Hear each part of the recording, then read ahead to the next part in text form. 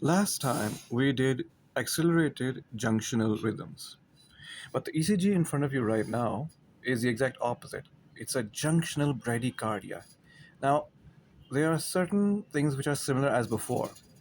On one hand, the QRS complexes are the same as in a sinus rhythm, just like an accelerated junctional rhythm, and the P waves are either absent or they are retrograde. In other words, inverted, just like in accelerated jungle rhythm. But the main difference is the rate. Here you can see the rate is less than 60. It's about 48 beats per minute. Keep in mind that the P wave will always be before the T wave.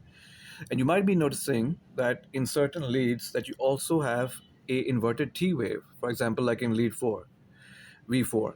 This is because this is ECG of a lady who suffered a non-Q wave myocardial infarction and she was on beta blockers.